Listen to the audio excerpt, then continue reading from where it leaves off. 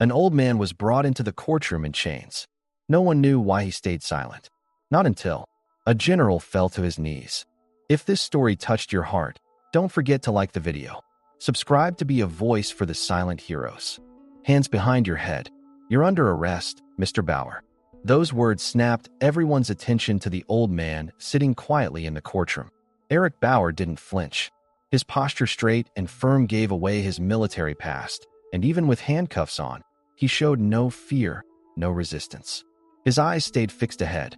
You could tell there was a storm brewing inside, but from the outside, he looked like a man wrapped in silence. It wasn't weakness, it was exhaustion. As the courtroom chairs creaked and filled up, whispers started floating in from the back. Another old vet losing it. Look at his eyes like he's ready to kill someone. Seriously, what's he trying to prove at his age? What none of them knew, what not even the judge could guess, was that this man once changed the course of a war with a single shot. And now, here he was, on trial in a small town over what they called a minor altercation. Officially, it was a gas station argument. But what was really on trial wasn't just Eric Bauer. It was society's memory, its ungratefulness, and its blind spot for the quiet heroes. The courthouse stood squished between an old library and a dentist's office, just 2 stories of faded brick with a crooked sign out front. But inside, the place was buzzing. According to local media, this wasn't just an assault case. They were calling it a possible public safety threat. No weapons were used. No one was hurt. But a young man claimed Eric Bauer had threatened him with military-style violence. The prosecutor said, "Sure, he's old, but he's dangerous. He's got war trauma. He shouldn't be out in public." Funny how the same public used to welcome men like him home with flags and parades. But once the cheers fade, heroes become forgotten. Hardly anyone in town knew much about Eric Bauer. No one could even pin down where exactly he lived. They said he had a little trailer on the edge of the woods, that he hadn't seen the same mailman twice, that he only went to the store early in the morning before anyone else was around. No internet, no phone, didn't talk to neighbors. But anyone who watched him closely could see something in his walk, in the way he scanned his surroundings, in how his back never slouched, how his steps kept a rhythm. The war was over, but the discipline wasn't. Still, people called him weird, cold, unapproachable. Some said he was a broken-down machine gun. Others said he was just an empty shell. But no one knew the truth. In court, his name was just another line on a file. Name: Eric Bauer. Age: 66. Background: retired Marine charge. Threatening a young citizen. Even his public defender didn't take him seriously. A fresh-faced kid glued to his laptop. He barely got anything out of Eric during prep. No family. No witnesses. Nothing to say. His answers were short. His face, unreadable. But beneath that stillness was something raging. No one had bothered to ask. That morning, even in chains, Eric didn't fight. Didn't turn his head. Didn't look at the judge. His eyes were locked on a spot on the wall. What he was seeing, no one could tell. In the crowd, the murmurs continued. "Isn't that the guy who yelled at a kid last month?" "No, I think he got in a fight at the gas station. He's got PTSD. Probably lost his mind." No one wanted to hear that he once saved an entire unit in Iraq in his 20s, that he rescued a high-ranking general in a Black Ops mission in his 30s, that he'd been on classified missions for years. In towns like this, the past isn't a medal, it's a burden people want you to forget. When the judge entered, the courtroom stood. A hush fell over the room. The trial was starting, and everyone kept glancing at Eric Bauer alone, quiet, head slightly lowered, but still sitting tall. Outside the courthouse, though, a black SUV was pulling up. Tinted windows. No news crew. No reporters. The man inside wasn't here to watch. His uniform was spotless, and on his shoulder 4 stars gleamed. But his face didn't look like a soldier on duty. It looked like a man showing up to repay a debt. No one knew yet, but they were about to. As the hours dragged on in the courtroom, the air felt heavier by the minute. Eric Bauer was still sitting quietly at the defense table. They'd removed most of the chains, but a thick restraint was still clipped to his belt, swinging slightly from his wrist. If someone walked in without context, they might think he was there to give a military briefing, not to stand trial. His defense attorney glanced at him out of the corner of his eye. "If you say anything, the jury might actually see the human side of you," he told him earlier.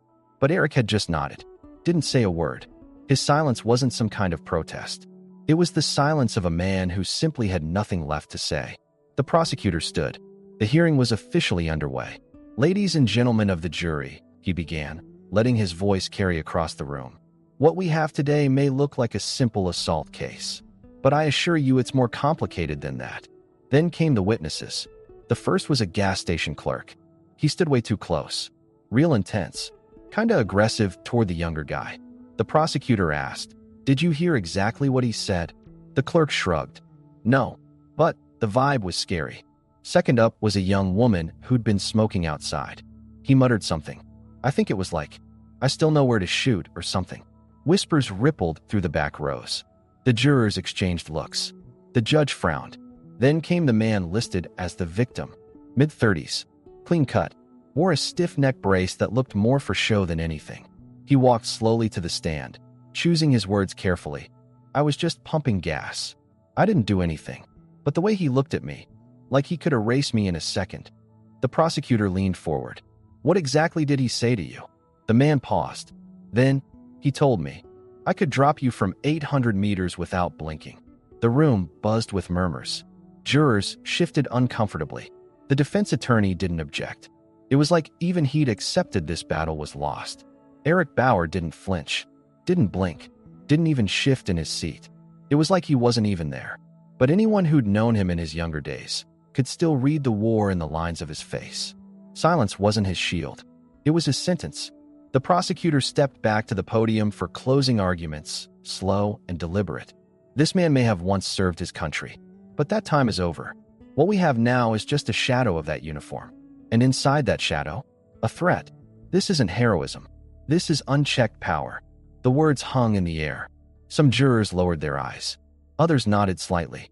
The judge exhaled deeply, then took off his glasses. Deliberation was about to begin. But no one noticed the black SUV waiting just outside. Inside it sat General Marcus Adler, retired Special Ops Commander. 4 silver stars on his shoulder. No media, no escort, just him, in a simple jacket. But his walk still sharp, still full of weight. Even the courthouse security straightened when he passed. No one asked for ID. No one dared. He asked one thing. "Where's Courtroom 3? A guard pointed. He nodded and started walking. His footsteps were soft, but steady. When he entered the building, no one even noticed. Not yet.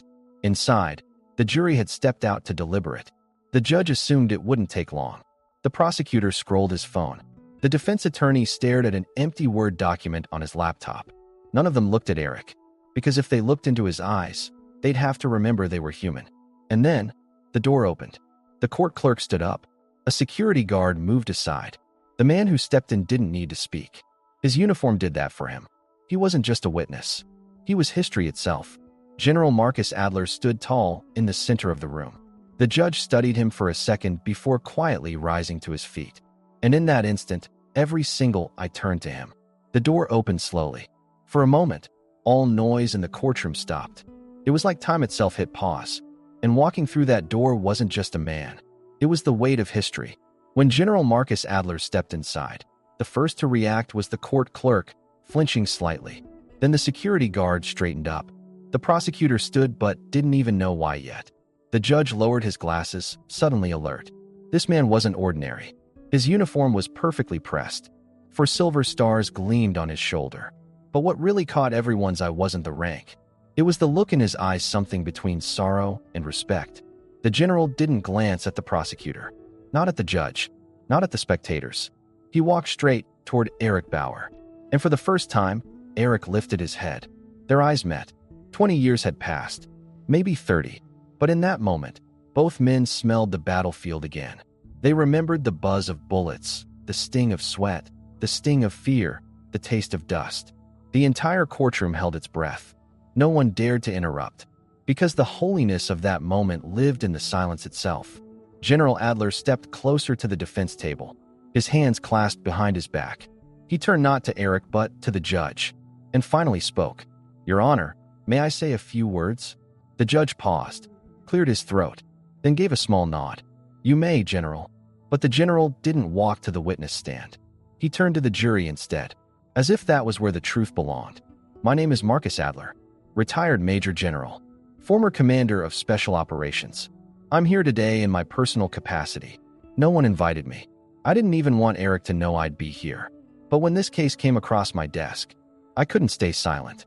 Whispers started again. Reporters raised their cameras. The prosecutor's jaw clenched. The judge frowned, but didn't interrupt. The general kept going. 31 years ago, I was pinned behind a wall. 3 of my men were down. We were surrounded on all sides. No comms. Enemy closing in fast.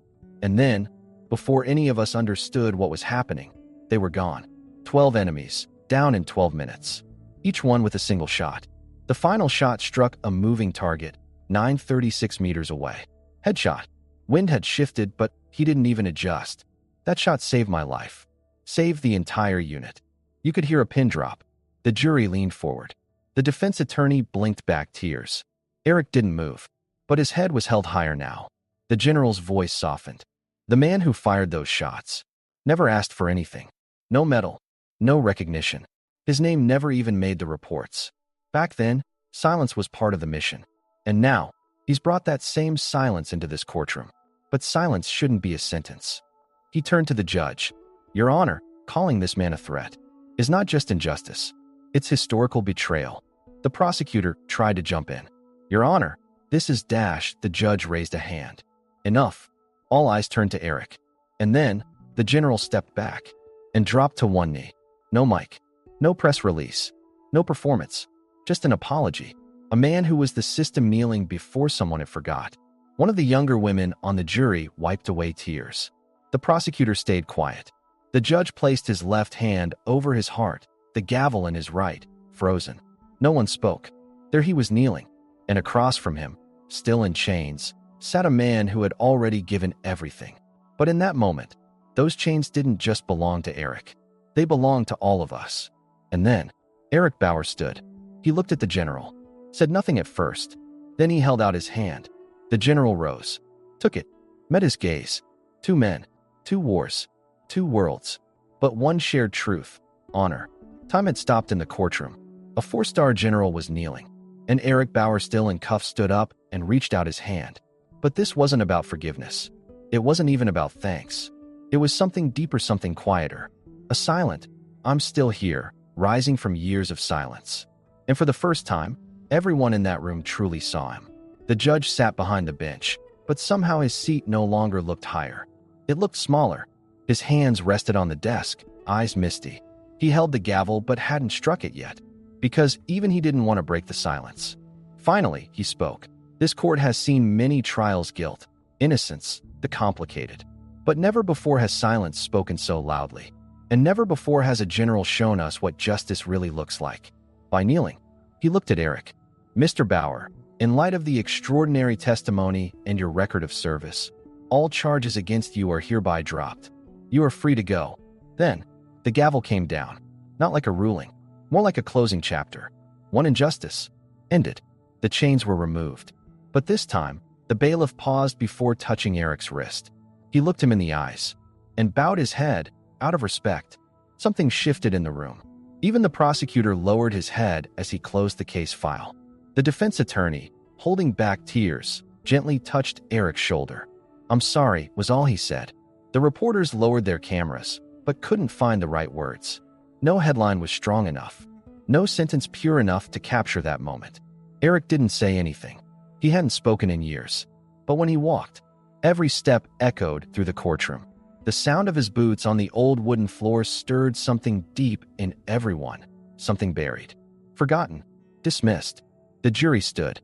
No one told them to. They just did, out of instinct, out of respect. One of them, a young woman with glassy eyes, gave a small, uncertain bow, maybe out of gratitude, maybe out of guilt. Eric walked forward. He didn't look left or right. He only stopped once, right in front of General Marcus Adler. Their eyes met again. This time, Eric spoke. Wish the ones back there could have seen this. The general nodded. We didn't forget you. We were just late. When they stepped outside, a few older men were waiting by the door. Shoulders slouched, eyes tired. All veterans. Some had canes. Some stood with their hands in their pockets. But all of them stood at attention at the same time. One of them lifted his cane slightly in a quiet salute. And for the first time in years, Eric bowed his head to them. It wasn't just a greeting. It wasn't just thanks. It was something deeper. It was his way of saying, I'm still here. The heavy courthouse door closed slowly behind Eric Bauer.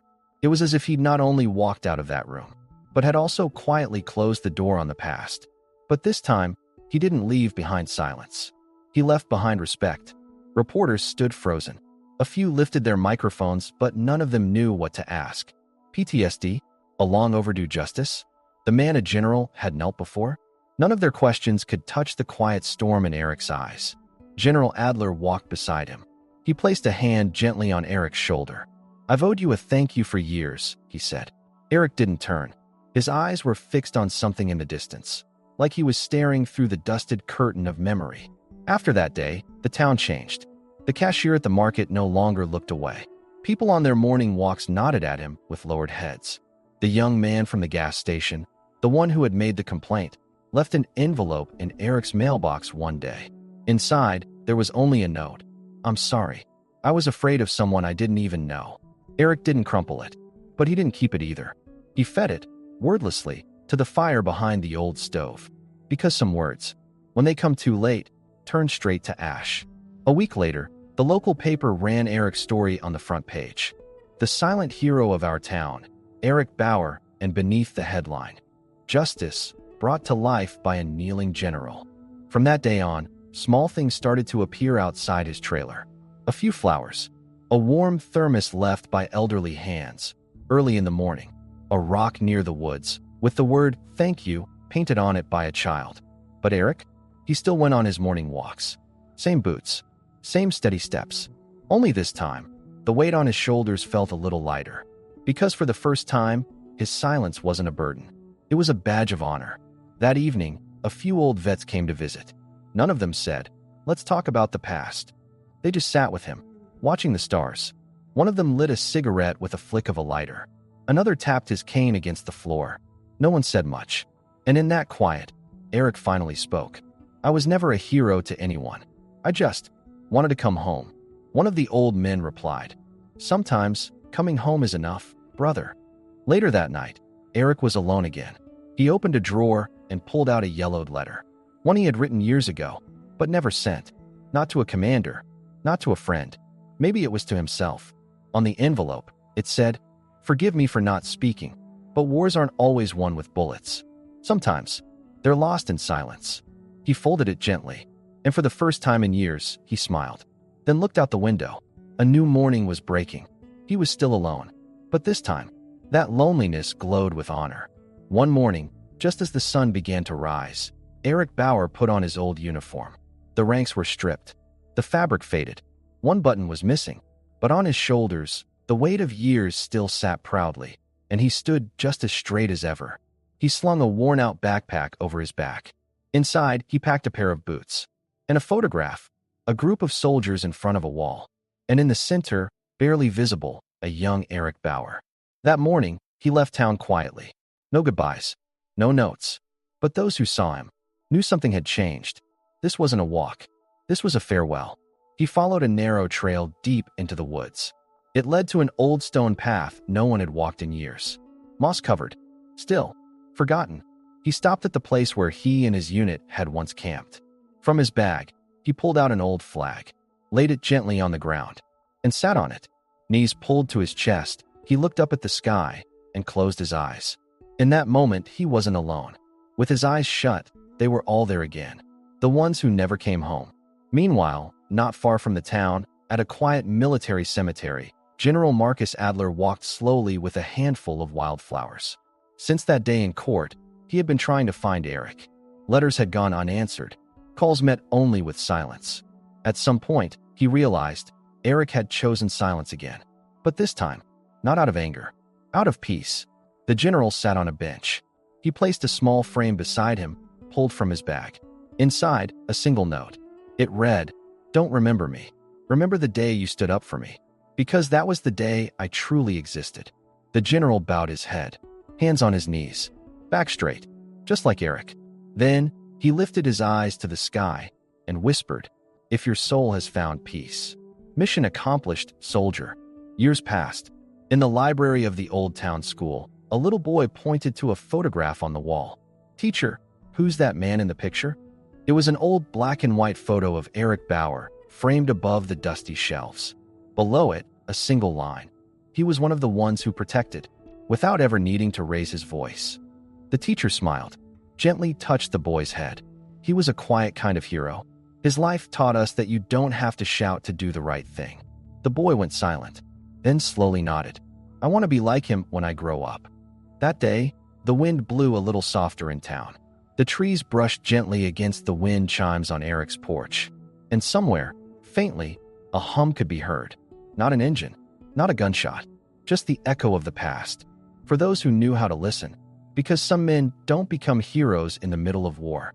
Some men are only truly seen years later when justice kneels down in silence.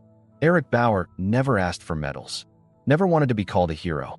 But the day a general knelt in court, the whole world understood where he truly belonged, not in chains, but in the pages of history.